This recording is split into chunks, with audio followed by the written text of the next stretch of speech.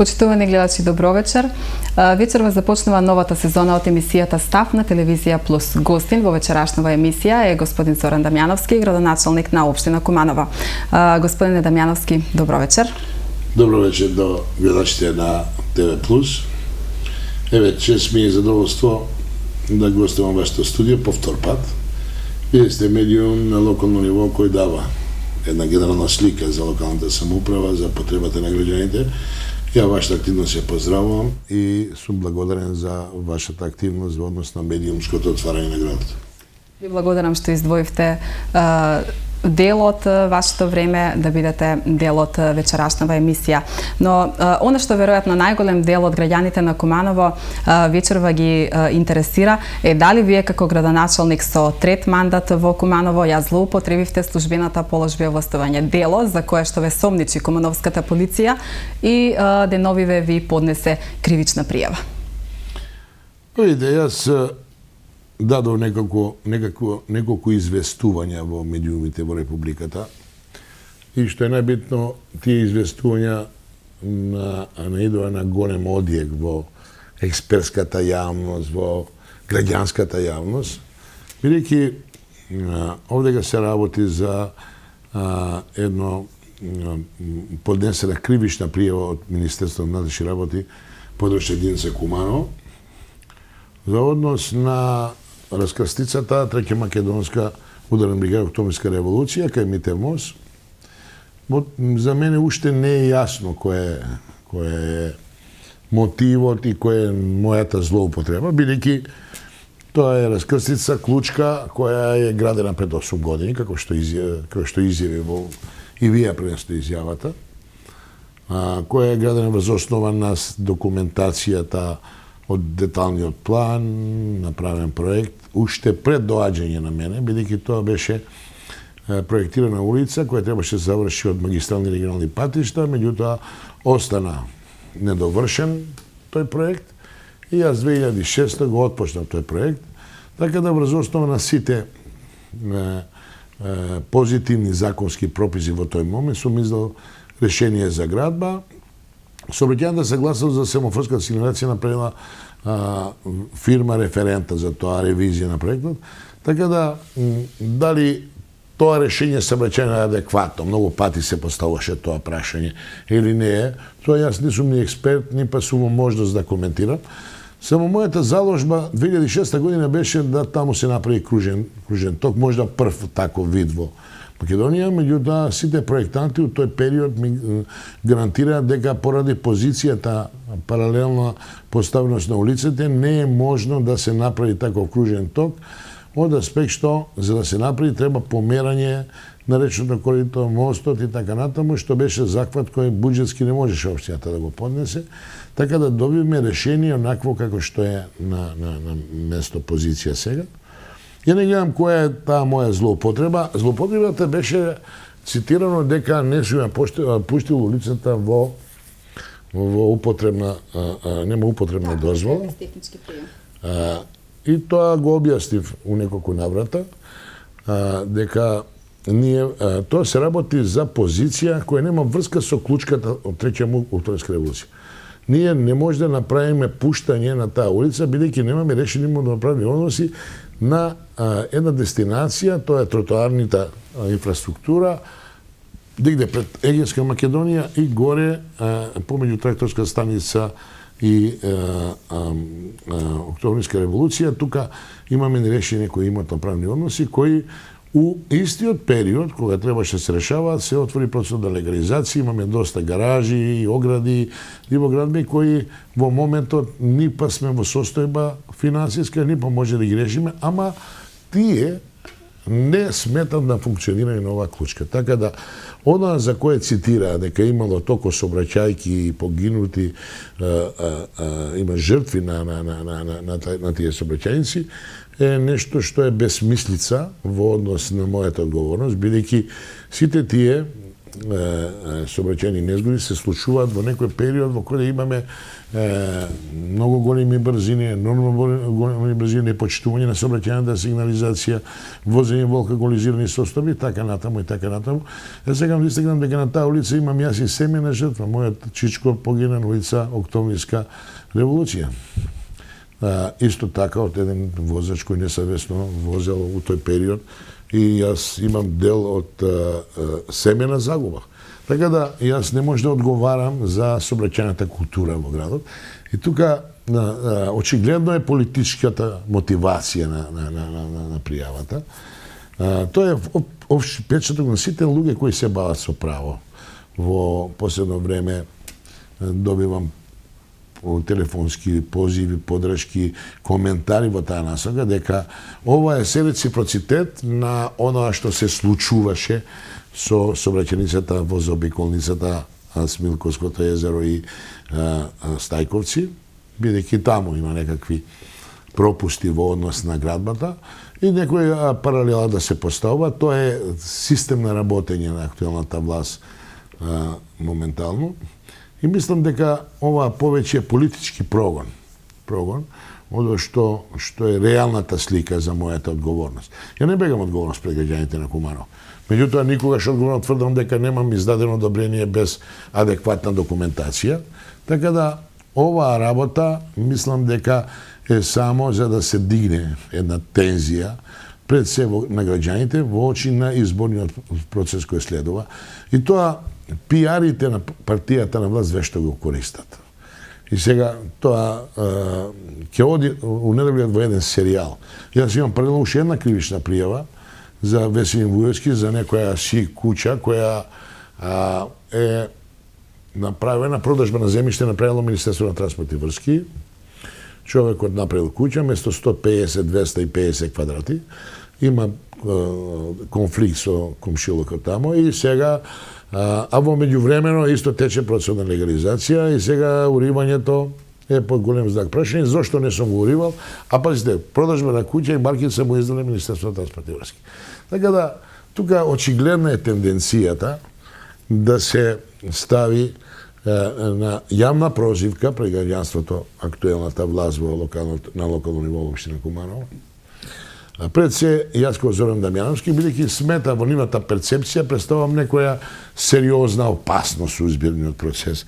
И ја мислам дека тука нема да застане. Јас имам една плејада на постојани некои прозивки, постојано ме нешто викаат, испитуваат. Јас до сега имам, не знам, стотици контроли. Финансска полиција влегуваше као десперадо, си взимаат документи. На 10.000 листа имат земено документација од локалната самоуправа. Изложили сме на голем ризик, на притисок да се предизвика страв кај вработените. И тоа е начинот на работење, тоа не е ништо чудно, тоа Македонија го дожива 10 години назад. Мислам дека тоа ќе продолжи и ќе се вулгаризира во нареден период уште повеќе. Јас сум забринут повеќе за еден друг феномен. Политичкиот сегмент, граѓанскиот сектор треба да покажат голем ентузијазам, голем интерес да ги рачистуваме овие работи. За ова работа потребни се дебати, трибини, не насилно уривање на власт. Јас сум противен такви насилни методи. Меѓутоа, мора народот да свати во кое време и со каква власт живееме. Ако тоа не го разбереме и тоа не му дадеме некаква нота во која насока ќе се движи ова општество, ние уште повеќе и повеќе тунеме со индивидуални људски судбини.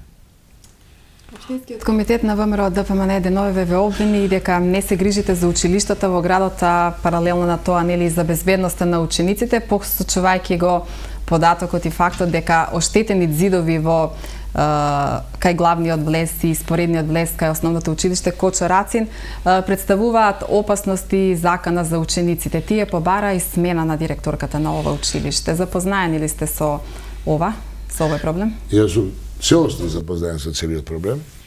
Општинскиот комитет на ВМРО ДПМН има желба можда сите ние од СДСМ да се селиме од Куманово. Воопшто сите што ги сметат во перцепцијата на практикување на власт. Јас ништо друго не очекувам од луѓето кои катадневно. Значи, имаме еден феномен во оваа држава, каде 10 години партија на власт постојано е обвинува опозицијата за сите грешки во државата. Не е случај тоа со Куманово. Меѓутоа, училиштето Карпуш, Кочераци, е едно од најсредните училишта кои има доста реновирани простории, кои има адаптирани простории, кабинети. Мислим, еден пример и еден од најгабаритното училиште во локалната самоуправа општина Куманово. Значи, оноа што го манифестира и го покажа е реален проблем. Има еден потворен зид кој ради време траење, ради трусни подрачја, ради работење на земјиште, има одлепување на самиот бетонски блок, кој во моментот изгледа дека е латентна опасност за училиштето. Тоа го знае менеджерскиот тим на училиштето. Има свикано пред 2-3 дена за вчера совет на родители за да се покрене постапка и да се разреши тој проблем. Бидејќи ние тој дефект не сме го имале во предвид, дека сме оставили во развојна програма, во моментот да може да реагираме промптно, меѓутоа за ургентни неодложни работи можеме да ургираме со некоја механизација и да го отклониме тој зид, за да понатамошна постапка направиме проектна документација и го решиме на начин кој архитекти ќе дали тоа ќе биде каскадно решавање, дали ќе биде решавање со метални ковани, не знам какви огради, тоа ќе биде дел од архитектонското решение кој ќе го поднесе тимот и постапката, односно развојната програма која мора да има и буџетска подршка. Така да во моментот разговараме и размислуваме во насока да се отклони тоа потенцијалната, латентната опасност од зидот, а конечно решение на самата прилазна партија ќе го решаваме во согласност на нашите буџетски капацитети и оноа што ќе го дадат како решение тимовите кои работат на уредување на градот и естетското обликување на градот. Мислам дека тука по дискусија овие денови што ги имаме со нашите идејни творци на визијата, може со некоја каскадно решение да се решава на некој начин да дојдеме до една сигурна, безбедностна ситуација и естетски да личи за возраста на посетителите. Дали со почетокот на новата учебна година може да се очекува и смена на дел од директорите во училиштата во градот? Или се остануваат оние директори кои што си беа и досега? Па видите, ова барање на општинската организација, на општински комитет на ВМРО за смена на директорите више популистичко него што е реално. Процедура на избор на директор ја врши училишен одбор на секој училиште. Тамо членуваат наставнички совет членови, совет на родители и членови изберени од совет на општина. И тој зависно од големината на училиштето и зависно од степенот на образованието број од 9 до 12 члена. Они даваат предлози на конкурс кој го дава, градоначалникот дава предлог за распишување, училиштето одбор распишува, дава 2 кандидати и изборот за персоналниот избор во раците на градоначалникот измеѓу минимум 2 понудени кандидати кои ќе имат адекватни услови во надпреворот, да си положен адекватен образовен процес завршен, да е наставник, професор, учител, социолог, педагог, тоа се структури кои се дозволени, и положен менеджерски курс за директор на основно и посебно има менеджерски курс за средно образование. Значи, тоа е процедурата. Изборот го врши градоначалникот, през основа, кажем, на предлог. Исто така и опозивот на директорот треба да биде под предлог на училишниот одбор, на Републичкиот просветен инспекторат да даде забелешка за функционирање и пореметување на процесот на настава, неадекватно, ненавремено, неисполнување на задачи на образовниот процес. Значи, се оноа што, кршење на законот за основно или средно образование, зависно кој ниво е училиштето, ние мора да постапуваме по тие смерници. Изборот на директорот се врши на 4 години. мандатот од 4 години може да биде најповеќе 2 пати во исто училиште и тоа е нешто што ние го и почитуваме и практикуваме. Никој нема направено до донесување на закон за максимално 2 мандата, повеќе од тоа, ни па имаме прегрупировки од едно на друго, таква работа не сме практикувале, како што е случај со нивните општини, каде имаме кршење на сите овие определени законски. Значи, за да дојде до смена на директорот, мора да имаме адекватни постапки кои ќе не доведат до тоа решение. Јас не можам на своја лична волја да ги ротирам, да ги менјам директорите, без да имам некаков разлог за тоа нешто.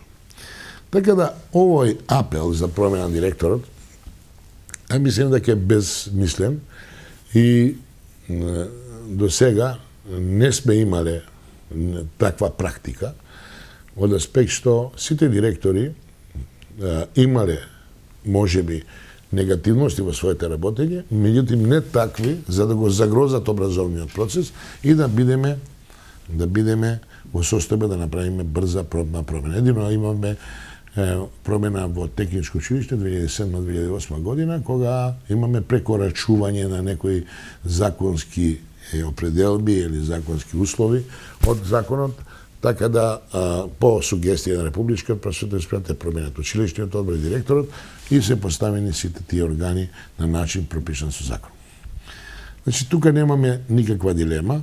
За сите сугестии од родителите сме преку секторот за образование комплетно запознаени и покушаваме сите тие да ги доведеме во една нормална позиција кои се усогласени со наставната програма, дисциплината и така. Така да не сме имали некои испади за кои треба да реагираме. Сега имаме една по комплицирана состојба на позицијата на музичкото основно музичко училиште. Следното прашање баш беше околу музичкото училиште. Тука имаме една позиција каде имаме еден ригиден став на менаџерскиот тим и управниот училишниот одбор, што статутот ние дадовме 2-3 насоки да тоа училиште по закон треба да има двојазичност, бидејќи во нашата општина која имаме на 25% жители од етничка заедница албанска, треба да има можност за двојазичност.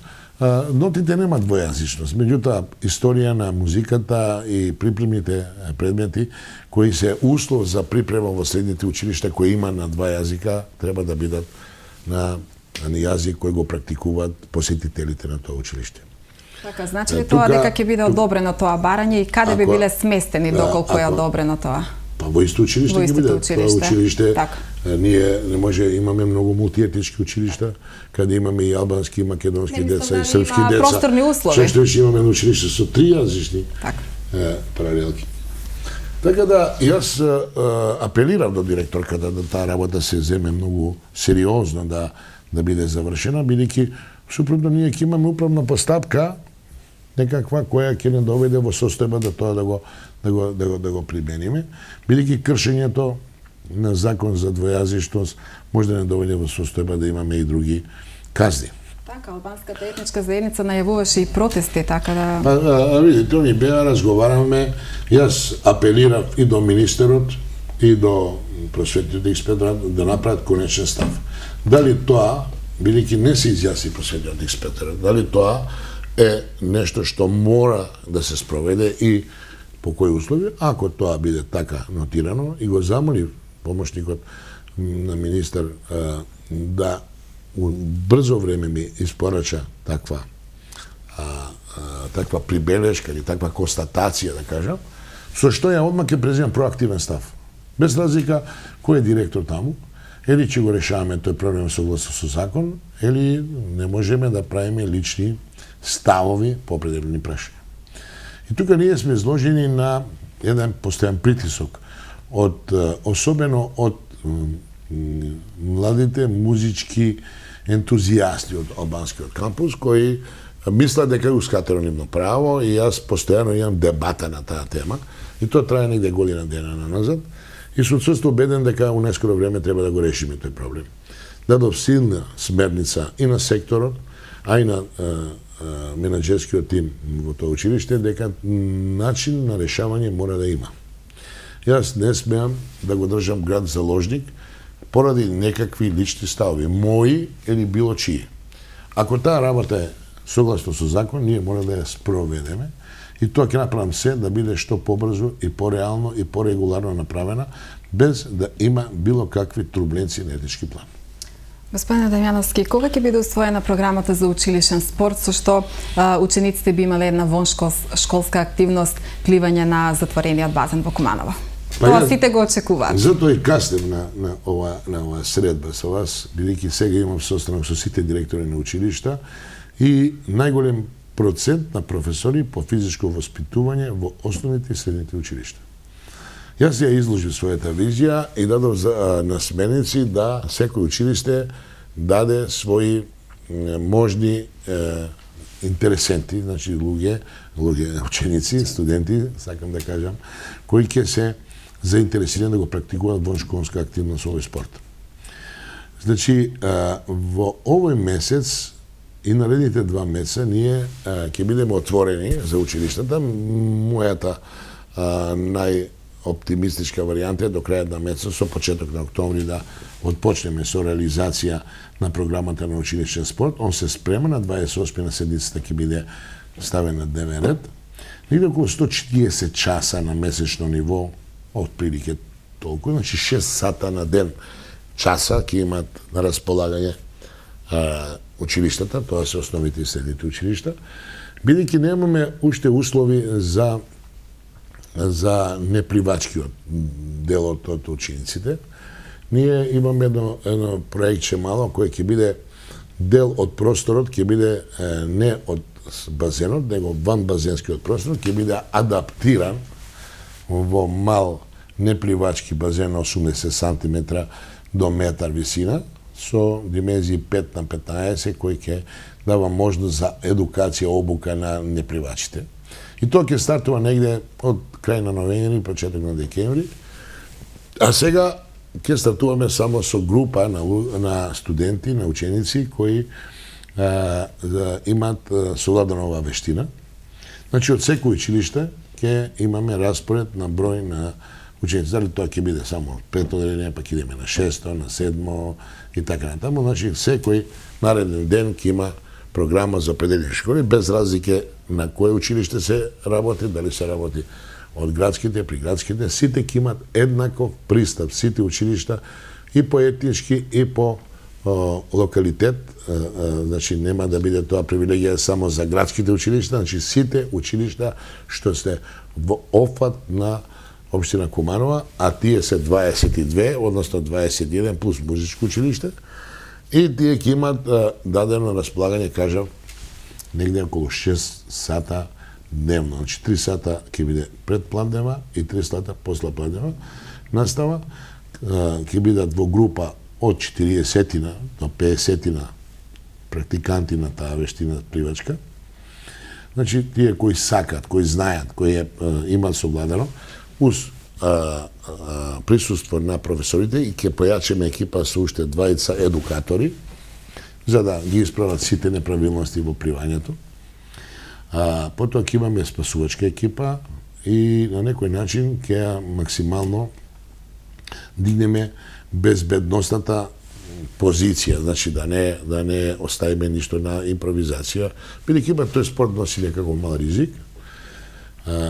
Сакам да истакнам дека од понеделник ќе биде поделено по сите училишта едно предлог барање до родителите да се подпишат дали нивните деца, они се служуваат нивните деца да идат на воншколска активност, пливачки спорт во тие термини, со согласност на родителите и под мониторинг на директорите на училиштата, односно наставните, предметните наставници, тие ќе користат определен фонд на часови. Тоа ќе биде увод во еден помасовен училишен проект, каде по некои наши созданија можноста за прием на број на деца на месечно ниво, негде 4 до 4.500 деца кои би сакале да на месечно ниво учествуват, така зависно од број на пријавени заинтересирани кандидати за вошколска активност на пливање, ќе имат право да у секое време од овие сати кои се определени 3 сати пред пладнева и 3 сати после пладнева, значи од 2 до 5 и од негде 8 до 11, така се некоја поделени. Тоа не е нешто толку ригидно, може и да се помера. Ние го отвараме можноста за една позитивна контаминација со пливачкиот спорт. Кога требувам овој израз, сакам да истакнам дека тоа е еден спорт кој е еден благороден спорт кој дава можност за една психофизички позитивен развој на младите луѓе. Значи, пливачкиот спорт дава еднаква раздвиженост, развивање на целата мускулатура, значи превенција на било какви деформитети, една здрав дух, еден здрав пристап во општеството, така со овој спорт ова не го видовме како програма во западните земји, пресевски датските земји, каде тој спорт се многу практикува. И сакам да истакнам дека на овој начин ние ќе ги контаминираме позитивно, за да тие што се определат да тргинат овој спорт, ќе имат можност во некој определен термин во самото работење на затворениот базен, да имаат определен број на сати како школа за пливање, пливачки клубови, рекреативни клубови и ќе имаме од 3 до 4 сата рекреација за граѓанството. Значи ќе имаме мимо 6 сата за училишен спорт, 3 до 4 часа ќе имаме зависно од интерес на здруженијата, дали тоа ќе бидат школа за пливање, пливачки клуб, аероби клубови, некои кои се заинтересирани да обавуваат некакви активности во самата водена површина и ќе имаме можност да на граѓаните ги дадеме 4 часовно располагање за рекреација. 2 од предпладнеми, 2 постепладнеми, зависно. Ние уште не сме ги тоа дефинирали дали тоа ќе биде само постепладнеми, дали ќе имаме можност и предпладнеми, така да сакаме целосно да го исполниме капацитетот со активности во овој еден прекрасен спортски објект кој по мене и моите сознанија е еден од најдобрите направен објект спортски за овакви спортови, не само во Македонија и пошироко на Балканот. Значи имам големи можности, големи капацитети и треба да биде максимално искористен. Значи да финиширам и да конкретизирам. До крај на месецот ќе се освои програмата, преку сектор за спорт и култура, односно образование, ќе направиме проширување и буџетска поддршка, бидејќи претпоставам овдека нема опозиција, ова е нешто кое е интерес на сите граѓани за Куманово. И проектот Научи да пливаш 50 метри ќе стартува негде од ноември-декември, тоа ќе биде со адаптација, односно до формување на малиот базен. Кога зборувам за овој проект, кој го најавува уште, првично нашата визија беше да направиме една платформа на задњата стаза, према од задњата стаза до крајот на базенот, 5 на 25 метри, со што ќе створиме услови да паралелно тече овие два процеси. Меѓутоа, ние ги видиме слабите точки на таа платформа, бидејќи тој тип на платформа ствара еден секундарен проблем кој наводно у наредниот период тешко ќе ја одржува хигиената на дното, односно хигиената на водата. И од таа позиција, бидејќи ги видовме добрите и лошите страни на таа платформа, посетив јас неколку објекти, еден од поблиските во нашиот регион е Ташмеданскиот, и видов дека се соочува со тој проблем и затоа одлучиме да дел од површината која е неискористена, која ќе биде доградена во самиот дел према она страна северната, ќе биде конектиран еден мал базен, со што ќе се исполнат овие услови за целосно имплементирање и на непливачката и на пливачката популација. Што се однесува до отворениот базен, кој веќе нели е во функција, колку сте задоволни од посетеноста на отворениот базен летово? Па видите, прашањето обратно, јас би сакал на вас да ви го поставам тоа прашање, бидејќи јас сум субјективен во однос на таа работа, треба медиумите, граѓаните, пред се вие како аналитичари, новинари, да ја таа работа скинирате.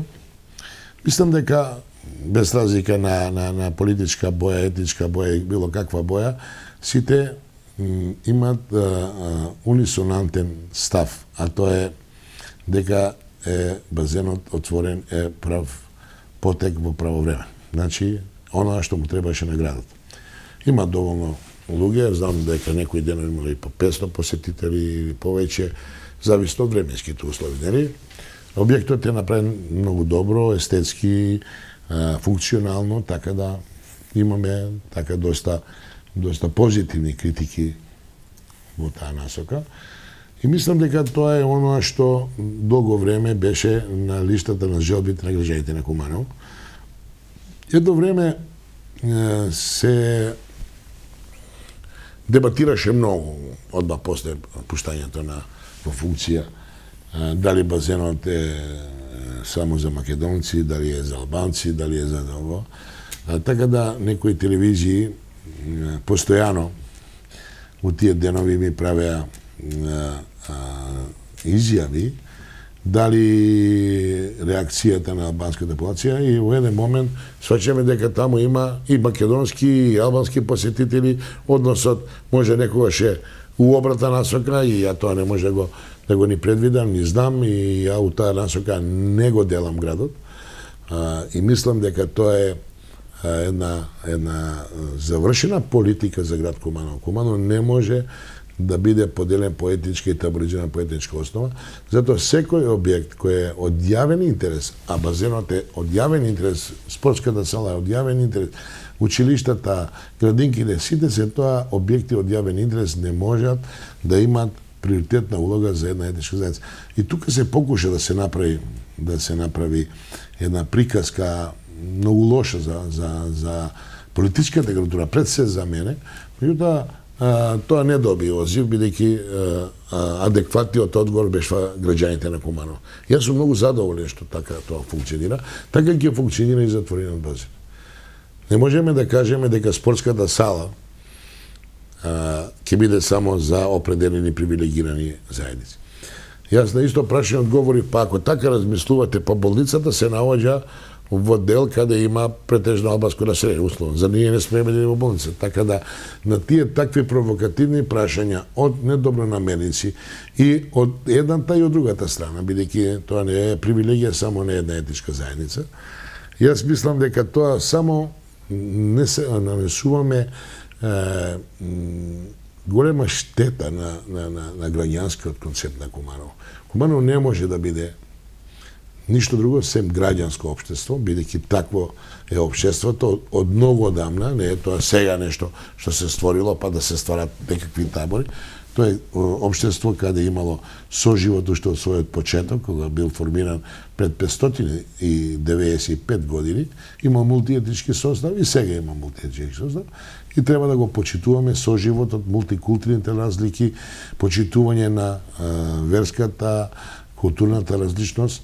Тоа е нешто кое води напредок и кое ствара едно цивилизирано граѓанско општество. Не е тоа само теорија и флоскули кои некој сака да ми ги припишат. Јас не гледам друг излаз во овој град кој е најголема локална самоуправа и пример за етнички состав во Република Македонија. Господине Дамјановски, и оваа година во 6 објекти на градинката Ангел Шајче престојуваат речиси двојно повеќе деца од проектираните или предвидениот капацитет. И локалната самоуправа, но и централната власт со години најавуваат проширување доградба на постојните капацитети. Планира ли локалната самоуправа да преземе нешто во врска со проширување на овие капацитети, доколку нема изградба на нова градинка? Па ние направиме некои проектчиња за проширување во некои градинки од 2-3 простории. И тоа е нешто напор на локално ниво кое во овие услови на децентрализацијата, каде фискалниот простор, односно фискалната децентрализација не го доживува својот развој, односно не е имплементирана. Јасно ми е многу пати на оваа тема, на оваа телевизија, на многу телевизија сум зборувал и не ќе се повторувам бидејќи нема ни таков простор во емисијата. Ние не можеме сите сегменти од локалната надлежност да ги покриеме адекватно со многу низок процент на фискална можност, односно фискална децентрализација. Така да, ова е и одговорот на она прашање што преска ми го поставивте за образованието, за улогата на централната власт. Видите, по закон за локална самоуправа, капиталните инвестиции во образованието, социјалата се во рацете на Влада Република Македонија. Зошто тоа го зборувам? Бидејќи само 4% средствата од јавната потрошувачка одат на ниво на локалните самоуправи. 96% троши централната власт. И законот нормално, у секоја нормална држава, значи ние немаме децентрализирано општество. Тоа да биде јасно. Значи, сите нови закони што се уште повеќе еродираат автономната улога на локалната самоуправа, односно децентрализацијата. Значи, со секој нов закон се помалку штрба од самостојноста на ингеренциите на локалната власт. Да не зборуваме за финансиската децентрализација. Па погледајте само еден пример. Сега, ребалансот што се случи ради поплавите во Смилковско и Стајковци и Ченто, ребалансот зафати 20% од блок дотациите, односно од трансферот од ДДВ и персонален данок 20% на месечно ниво за наредни 4 месеца. Значи, и така зимаме само 3,8 до 4% вкупно од тие средства, едино што се крата тука, а не се крати од плананското тркало, од рајската градина, од не знам какви сверинги шпили и какви глупости, се еродира фискалниот капацитет на локалната самоуправа. Значи, имаме една строго централизирана власт, строго популистичка власт. Пазите, вие имате бела книга од пред тамо 6 години, кога ја објаве 2011 година, вика 100 училишта и 50 градински згради. Куманово е 7% од Македонија по демографија и по географија. Нема ни една градинка направено, нема ни едно училиште. Се што е направено се работи со изворните приходи на локалната самоуправа. И ние имаме еден сериозен проблем. И оно што ни следува, не го добиваме. Еве имаме од Светска банка некои кредити кои се делат по општините по формулата за рамномерен регионален развој. Еве, конкретно за тие канализации кои сигурно има некоја прашање на таму, ние од 3,5 милиона до сега реализираме само 150.000 евра за 4 години. 7 проекти се. Значи на година, после сите препирки и расправи на интерминистерство и локално ниво, ние дојдоме до некоја завршница и кога треба да почнат уште подобро. Еве случајот со канализација. Подпишаме ИПА договор за 26, нешто километри реконструкција и изградба на канализационни мрежи. Замислите, 5 месец уште не се стартува проектот. Се нешто ги е. А у другите општини каде имат интереси кај се нивни локални лидери, тие проекти се во крај, завршна фаза или предзавршна фаза. И сега си во состојба каде многу сакат често да милуваат овие од Општинскиот комитет, нема правда, има правда, престани да се представува како жртва. Меѓутоа, ова е факт. Ако ти имаш 3,5 милиони додели од Светска банка, 4 години не ги реализираш и ги даваш, и види, пази, релацијата министар и локална самоуправа се утврдиле приоритети, сме ги дале, сме направиле експроприација ние како општина, сме направиле проекти ревизија, и он вика, ако ми го пуштиш тој проект таму, ја да му го пуштам, тогаш ќе ти го објавам овој. Тоа, прво, нема ништо заедничко со регуларна децентрализација, ни па има со еден правен систем политички. Тоа е нешто што е во служба само исклучиво на еден начин на владење кој практикува да го има ВМРО. Они практикуваат таков начин на владење. Владење со популизам, присила, уцена и начин на кој затоа е така скенирана Република Македонија. Затоа сме ние во оваква положба. И нема да мрдеме додека не се промени менталниот матрица на луѓето што водат државата. Државата е подеднаква за сите и затоа на ова прашање одговорот е конечен. Ние имаме 3-4 проекти за проширување по 2 училници. Најавуваат у програма 4 години назад.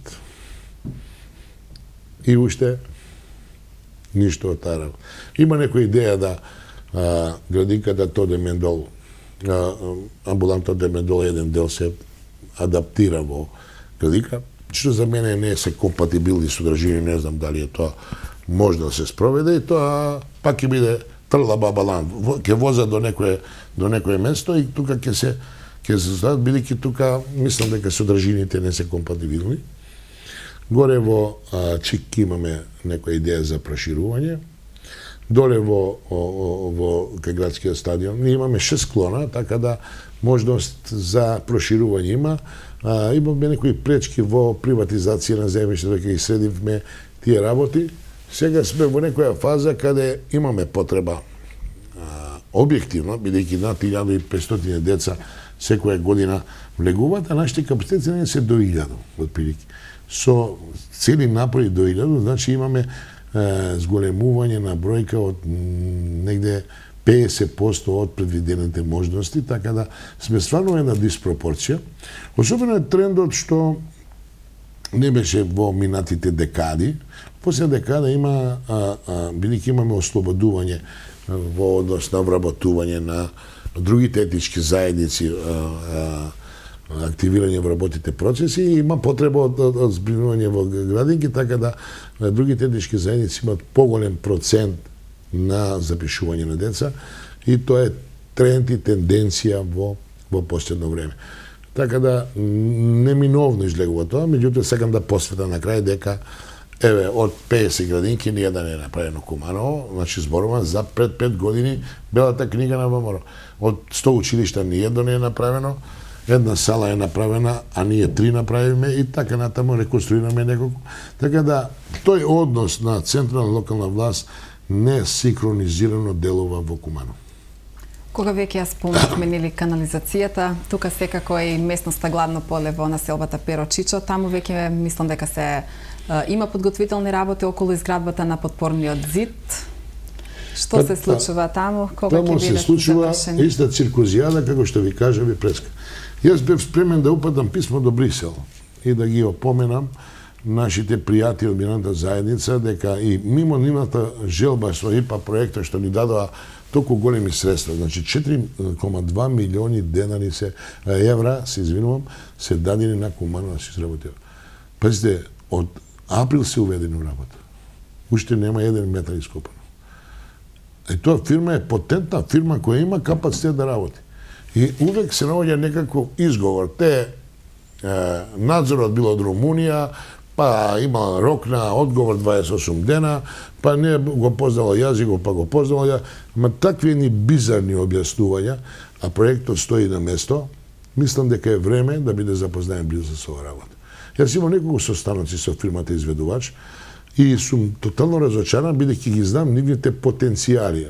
Они работат на многу места, тоа е фирма Жикол, која е многу потентна фирма за изведба на вакви инфраструктурни проекти, меѓутоа за Куманово тоа не го покажа на дело. Тоа исто со проектот на Речица, тоа е од Светската банка, исто е проектот за Тромеѓа, кој 500.000 евра стои на мртво слово на папир.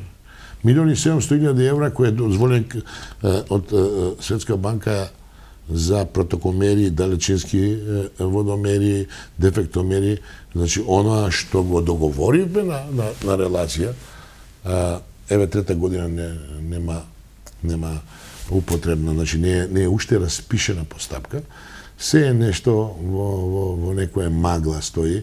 Сите други општини го искористија и не може да го затворат тој кредит само ради Куманово. додека имат оваква власт.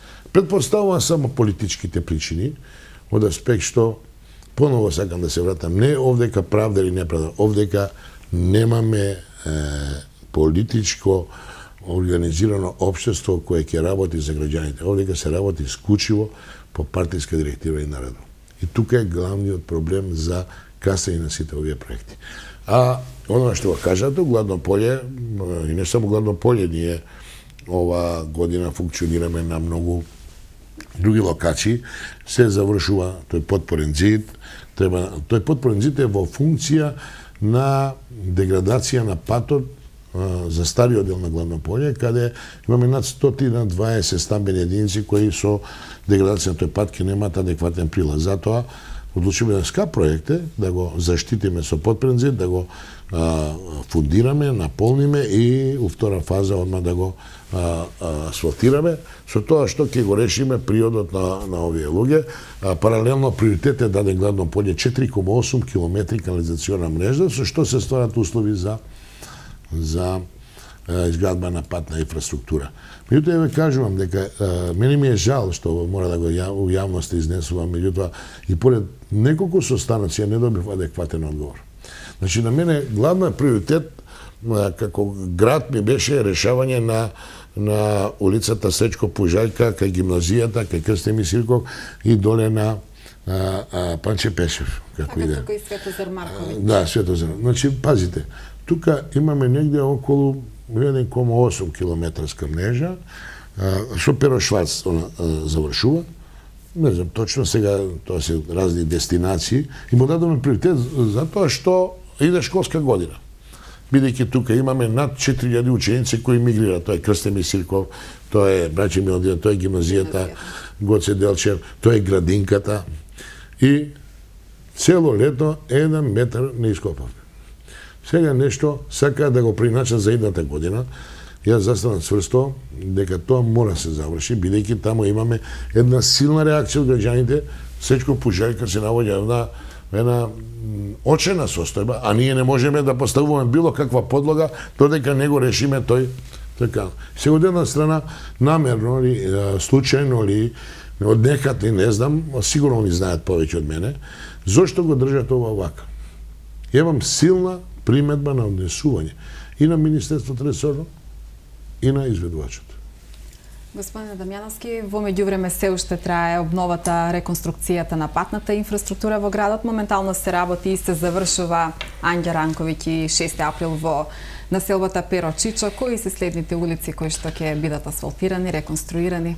Во кои делови од градот? Ние имаме тековно одржување на постоечка патна структура и изградба на тротоарна и пасажи, значи два паралелни тендерски постапки, значи тековно одржување на постоечка патна структура, реконструкција. Имаме негде околу 37.000 квадратни метри. До сега се изградени приближно околу 30.000, може и малку помалку, сега точно пресек го немам направено, бидејќи се работи на некои позиции. Не е тоа само што кажавте 30 или 6 април, Ангел Ранковиќ и не знам што. Се работело во неколку улици во Перо Чичо, се работело во Игор Тричковиќ, се работело во Населба Карпус, се работело горе во Тоде Мендол, неколку улици се работело во Лопате, комплетно инфраструктура смената. Така да, од таа позиција имам изработено негде околу 80% скоро и имаме негде околу 17.000 квадратни метри бекатонска подлога. Тоа е поточно 22.000 заедно со тротоарната мрежа на Браќа Милоденци Крсте и Народна револуција. Мислам дека тоа е еден погабаритен развоен проект кој на некој начин ги даде само приоритетите таму каде имаме најголема загрозеност и брза интервенција да се реши.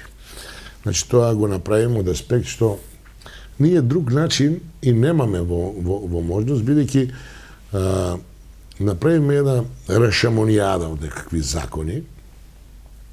Имаме проблеми со закон лек специјалист за легализација на диво изградени објекти.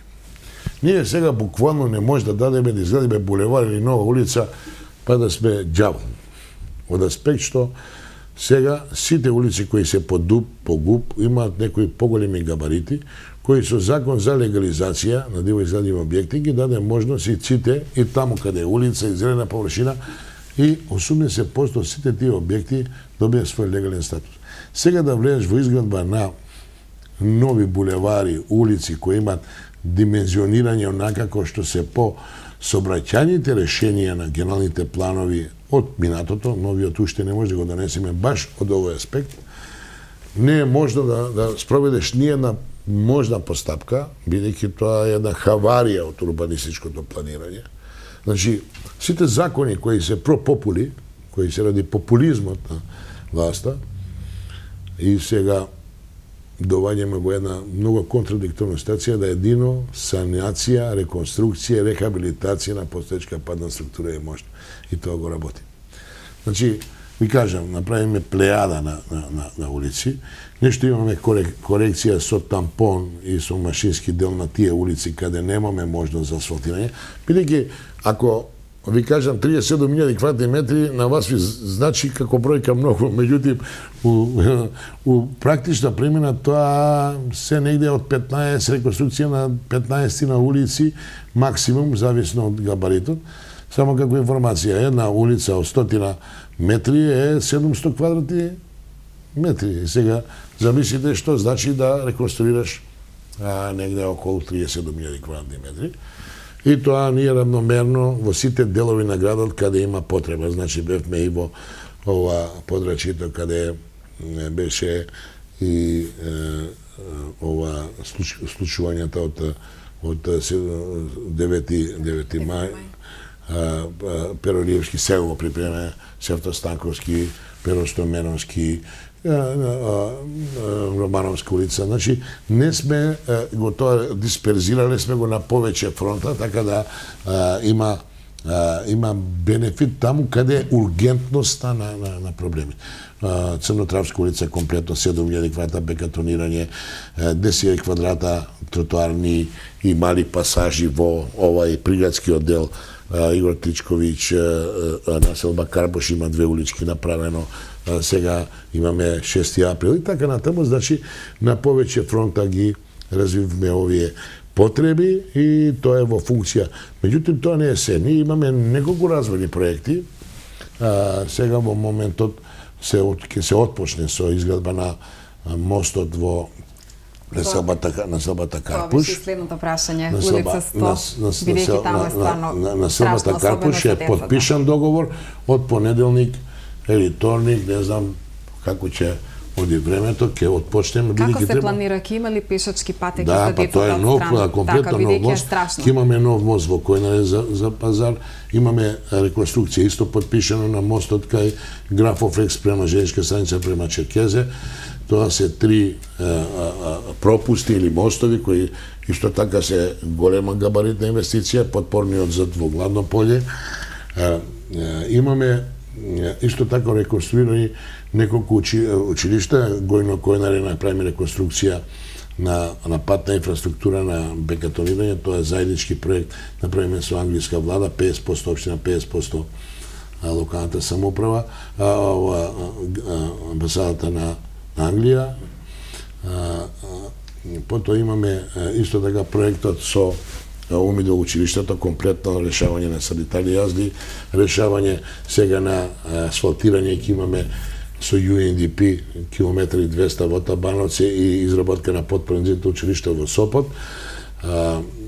Неколку интервенции имавме во училиштата во однос на енергетските ефикасности кои ги имаме изминатиот период, реконструкција, односно одржување на сајте ради Олимпијадата што имавме средњошколска. И за одбележување е сега трендот на ова енергетските фасади кои Куманово еве го завршуваме со Пакатица, почнуваме со Петокатица, Скопски дуќани, а еден од најголемите проекти кои 18 милиони тоа е реконструкција на занатскиот дом. И тој занатски дом сега е веќе во фаза на изведба која негде во ноември месец би требало. Сега имаме еден мал проблем тука што фасадата е уште под Бирото за конзерваторски услуги, која уште не ни е дало, не ни изработила проект. Имаме проект за конзервирање согласно 5 години, меѓутоа сега има некои нови услови, така да мислам дека тој компатибилен проект нашиот со тој, али без нивен подпис и можда и тој ќе биде услов да не е закочен, меѓутоа внатре се работи и ќе биде изработен комплетно интериер и промена на столаријата во самата зграда. Значи, изработка на фасадите во централното градско јадро ќе даде една нова свежина и тоа се енергетски фасади кои прават уштеда и еколошка заштита, односно заштита на животна средина. Тоа е еден од поголемите проекти. Отпочна преку регионот патот Четирце Никулјане, тоа е веќе во изградба. Значи, плејада на проекти. Самиот овој период што ви давам експозе на сите проекти сега и можда некои ќе ги испуштам, бидејќи оваа година и минатата година имаме доста големи активности во инфраструктурата. Имаме период од мала стагнација поради голема инвестиција во овој комплекс, отворениот спортски базен, кој е еден од капиталните инвестиции во градот. Сега во наредна фаза очекуваме со издавање на хотелскиот комплекс кој ќе исто така реши еден витален проблем во градот, ќе добиеме екстра средства и ќе имаме можда еден потенцијал за тековно одржување на јавниот интерес на отворениот базен. Господине Дамјановски, дали во пресрет на есенскиот и зимскиот период ќе има повторно една акција за расчистување на речните корита? Па не знам, вие знаете дека ние отпочнаме расчистување на речни корита и чистиме влезот на како се вика, на Серава, она надоедена вода што е многу често знаеше да биде предуслов за поплавите. Значи влезот е комплетно декоманот е направен. Сега ќе се преселуваме малку во Романовци, бидејќи таму имаме исто така загрозување на таа сува долина, односно тоа еден поток кој поминува таму и кој ствара проблеми на населението. Ќе се префрлиме после. Значи имаме затворен тендер, затворена тендерска постапка и отпочнување со работи. Имаме исто така постапка за тековно одржување на селски, приградски улици со овие тампонирање, машинска обработка и ова ризла што добиваме еден поголем дел, тоа е еден исто така голем габаритен зафат на работата. Така да мора да најавам дека од 24 мислам ќе стартува иницијативата на раководството на Социјалдемократскиот сојуз и младите во Социјалдемократскиот сојуз, заедно со волонтери од стари акцијаши и така натаму. Раководството на Социјалдемократскиот сојуз отпочнува секоја сабота, секој викенд, значи сабота и недела, зависно од обемот на работите, расчистување на некои такви зелени површини и поставување на некаква комунална опрема, негде кај треба неколку клупички, канта, фонтана за вода, нешто што ќе го урбанизира моето каче, мојата мала, ќе почнат со Гоце Делчев, ќе идат после кај градинката, па после ќе се префрлат во овој дел према градското подречје, према паркот, реконструкција на паркот, исто заборави да кажам дека имаме негде околу 4 милиона е осветлување, инфраструктурната подршка за реконструкција на паркот и ствараме услови за негово прво осветлување и потоа поставување на комунална опрема, бидејќи ако немаме безбедностни системи не може таа комунална опрема да биде заштитена. Така да тоа се некои активности во однос на екологијата, очување на животна средина. Неколку пати чистиме овој пасажот кај Туш, односно она конекција со Бавчи и Ѓорче Петров. Така да тука малку апелирам поново до совеста на граѓаните и мимо сите наши заложби поново за кратко време се стварат депонии. Тоа е еден актуелен проблем кој Кумано многу тешко го совладува на некој начин. Може би малку поголема упорност и ќе доде резултатот. Така и до телевизија Плюс често стигнуваат реакции од граѓаните, се жалат на недоволна хигиена во градот. На што се должи ова? Може би дали јавното претпријатие има доволно машини за изнесување смет или може би еден од проблемите е токму тоа? Сега види, излезување на смет е еден проблем, хигиената е друг проблем. Така. Значи, јас сакам да кажам дека еден период имаме проблем кога имаме една поголема хаварија со машинскиот дел во јавно предпријатие, неколку камиони, мислам дека 5-6 камиони беа во еден период краток додени за фаза да не кажам, не се тоа ремонти, него потребна промена на определени делови кои се функционални, витални за функција на тие камиони, така да моравме да побараме помош од други институции, други јавни предпријатија и така натаму, и успеавме на некој начин да го совладаме. Сега во поново време набавивме 3 нови камиони, не знам дали информиравте, ние имаме донесено еден камион од јапонска влада, една машина Caterpillar за регулирање на депонија ѓубриште краста и уште 2 камиони од Европската канцеларија, поголем обим, ова од Јапонија беше со мало обим, негде околу 7-8 кубни метри, овие ќе бидат помеѓу 15-16 таму кубни метри, на некој начин со тоа ќе го заздравиме капацитетот на возниот парк.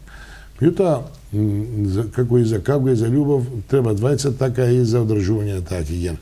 Ние мора да знаеме дека оноа што во работи чистота за јавно прометни површини, зелени површини не е доволно. Тоа ми е сосема јасно. Дека не е доволно, меѓутоа се трудиме капацитетот да го усогласиме капацитетот на тоа јавно предпријатие, бидејќи толку си нашите финансиски можности, бидејќи имаме добра развојна програма, 24 милиони е развојната програма за јавно прометни зелени површини, а ние у тој габарит на средства толку и може да оделиме, не може да ги исполниме сите залошби. Меѓутоа, мора да апелирам и на несовестноста. Значи, многу често, у ноќите касни часови ќе пројдам со кола и ќе видам ова главните булевари, улиците ќе бидат очистени, изметити, негде и исперени со очистени, за да у 10 сат сабајле или 11, ако поминеш на Треќа МУП, ако поминеш тоа, ќе видиш огромен број нафрлени кеси, најлони, бурек, да не кажам, канчиња од јогурт и така натаму.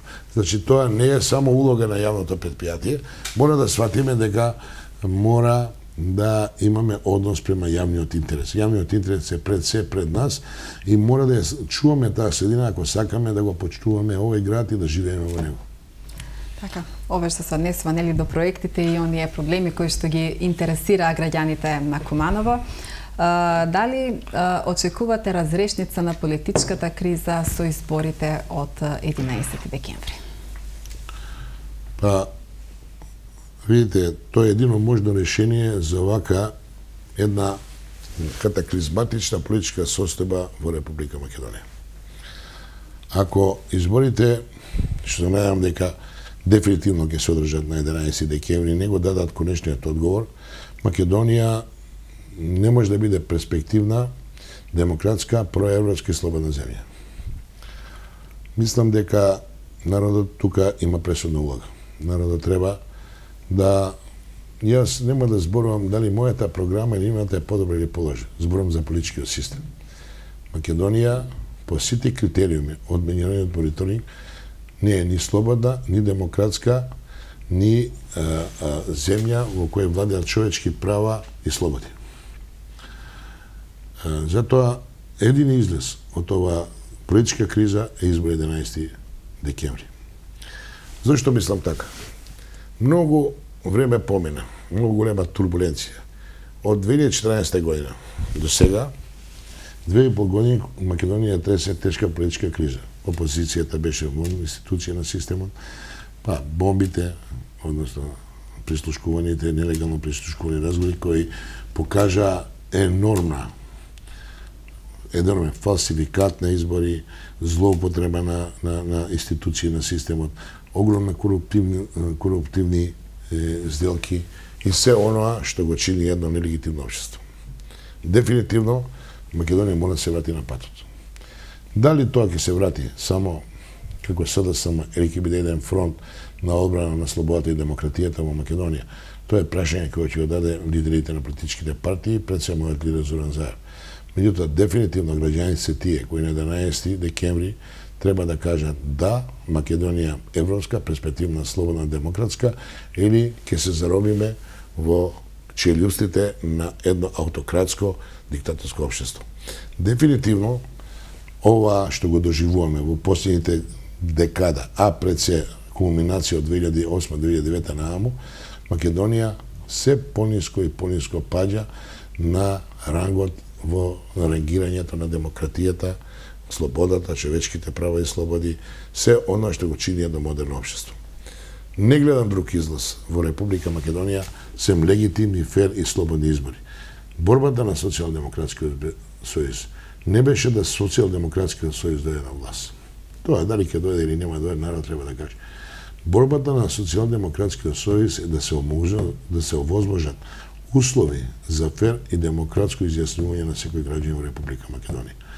А тоа не е само личето во кутијата, тоа е медиумската кампања, антикампања, регуларни избирачки списоци, институциите на државата, бидејќи гледате што би се случило првото прашање Министерството за внатрешни работи и однос локална самоуправа.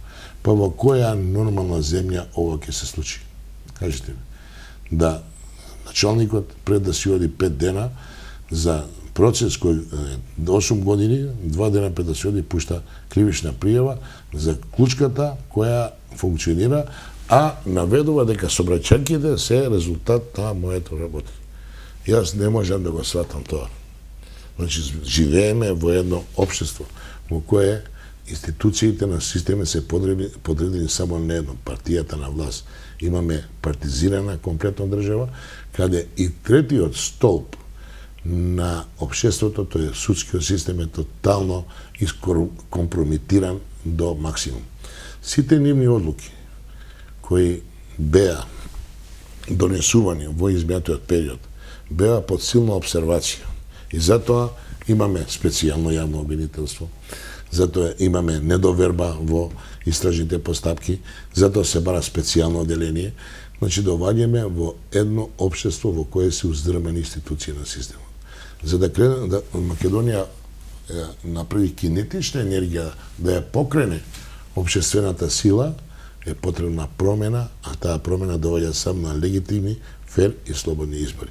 Јас се надевам дека на 11 декември тоа ќе го имаме и се надевам во капацитетот на македонскиот човек, македонскиот граѓанин, македонскиот гласач, кој ќе направи се да живее просперитетно, слободно и во демократско општество. Дали граѓаните на Куманово да го очекуваат вашето име за пратеничка функција? Имате ли амбиција за една ваква пратеничка функција? Па видите, јас сум трети мандат градоначалник. Ја имам мандат до април месец. Не знам, пратеничка функција е функција која е многу важна функција во општеството. Ако сакаме да бидеме пратени која креира судбината на државата, бидејќи Македонија е парламентарен систем на владење. Меѓутоа, тоа не е случај со Македонија. Знаете дека пратениците во парламентот се само статистички бројки. И тука сум жестоко разочаран од лугата на пратеникот во нашето општество. Така да таа функција не ја обсервирам како некоја функција која е судбоносна, ја решаваш судбоносните прашања, што е и суштината на планет. Оние гласа владата, кај не владата да очет, донесува закони, и ако живееш во едно демократско општество, твоите ставови и концепти, програмските определби со кои наставуваш мора ти биде Библија, буквар да ти биде во однос на своето делување. На политичката сцена во Македонија тоа не се случува. Така да тука не е тоа мојата желба, него јас и реално имам мандат до април месец, така да не верувам дека ќе биде. Ако има потреба, мојата партија, бидејќи сум целосно одан на концептот на мојата партија, на програмските определби на мојата партија, и пред се сум вклучен во цела ова борба за вистина и правда во Република Македонија и враќање на слобода и демократија, јас ќе стојам на располагање на председателот на партијата. Не знам кој е негово размислување. Најверојатно ќе се води од некакви сондажи, рейтинзи и така натаму. Ако има потреба, мада јас кажа, улогата на пратеникот во нашето општество е маргинизирана и сведена на статистичка бројка. Тоа е секојдневно го гледаме во дебатите на парламентот и мислам дека треба после 11 декември, да се измени улогата на пратеникот, членот на парламентот треба да биде главна карика во креирање на политичкиот сегмент во едно општество, односно во една држава. Следната година не очекуваат нели локалните избори. Доколку не се кандидирате за уште еден мандат за градоначалник на Куманово, кого од вашите сопартици би можеле да го издвоите како човек кој што може да ја наследи вашата досегашна функција? Има ли човек со таков капацитет и знаење и Не знам. И кого граѓаните ќе го сакаат? Дали ќе се кандидирам, дали нема да се кандидирам, тоа не зависи од мене, зависи од желба на граѓаните. Граѓаните се тие во кои упорно и целосно верувам. Значи, сите сондажи и анкети, ако покажат дека на Куманово му треба лидер Зоран Дамјановски, јас тој предизвики прифатам. Ако граѓаните тоа не го сакат, значи јас кога зборам граѓаните, анкетите кои ги прават референтни куќи кои испитуваат јавно мислење. Тоа е за мене референтен податок. Тоа не се партиски анкети, не сакам да верувам во нив, не се ни нарачани анкети од определени поединци. Сакам да верувам на референтни куќи кои работат испитување на јавно мнение.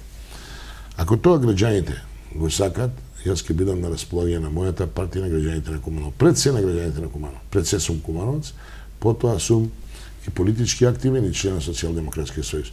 Куманово ми е пред се на мене и тоа го докажа 11 години со моето работење.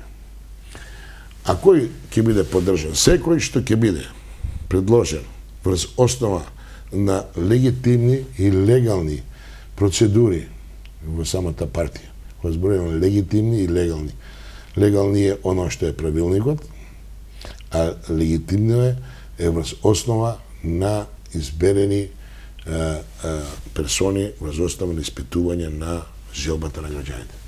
Јас секој што ќе така поставен од мојата партија би го поддржал. Меѓутоа уште не сум убеден дали сум јас решението на граѓаните. Тоа они треба да ми го кажат на мене.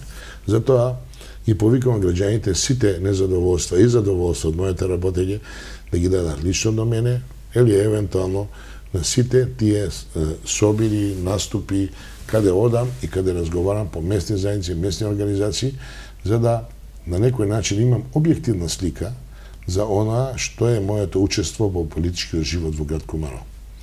Тогаш, најверојатно тоа ќе се случува после воредните парламентарни избори, можеби ќе одлучам да или не. Ако имам поддршка од моите граѓани, јас тоа ќе го прифатам и ќе ги водам и понатаму. Ако они тоа не го сакат, јас джентлменски ќе се повлечам од оваа функција. Тоа зависи од нив, не зависи ни од еден функционер во мојата партија, бидејќи и до сега и после индивидуата во градоначалничката функција е предоминантна во однос на победата. Многу често, знаете да ги анализирате резултатите, тој што добива градоначалнички мандат, многу често има поголем процент, дали помал или повеќе, поголем, зависи од индивидуата во однос на листата и кандидатите од листата кои ги предлага партијата. Така да изборот на човекот кој го граѓаните перцепираат како лидер е најбитниот елемент во самиот процес и постапка за кандидатот. Така да тоа е уште време далеко. Има луѓе кои најавуваат своји желби, индиректно, директно, никој не сме разговарале, меѓутоа тоа е само на ниво на желба, идеја, а дали тоа ќе се реализира, кажав, дефинитивно, за мене е Библија, Оче наш е мислењето на граѓаните. Не може никој против тоа да иде, и сите покуша да 2013 година биде обратно, граѓаните одлучија да биде така како што сакаат да биде, и мислам, сега ќе ги проверам, дали се покајале што ми го дале гласот и довербата, или мислат дека треба и понатаму да одам со нив. Господине Дамјановски, ви благодарам уште еднаш за вашето учество во новата сезона од емисијата Став на телевизија Плюс. Се надевам дека со вашите одговори задоволивте дел од интересите на граѓаните. Со следни теми, со следни прашања во некоја наредна прилика, се во интерес на времето на емисијата Став. Јас, исто така да изразам својата благодарност во однос на можноста да дебатираме пред јавноста, да ги искажам моите ставови. Меѓутоа, јас не може да бидам имуни на оно што го вие правите во последните година. Дена, вие сите и со критички, полукритични и позитивен критички став ја пратите работата на општината. Јас сум среќен што се формира еден таков медиум. Сите викаат дека медиумот не бил наклонет на мојата опција, на мене, меѓутоа јас имам сасвим друго чувство, дека имате коректен став према граѓаните на Куманово. Тоа е за мене најбитното нешто во медиумската сфера. И на секое ваше прашање никогаш не сум одбил одговор. И понатаму ќе останем доследен на секои ваши прашања, ваши анкети или примедби од граѓаните да давам јавен одговор пред граѓаните на Куманово. Ви благодарам. Вие, почитувани гледачи, останете со програмата на Телевизија Плюс. Пријатна вечер.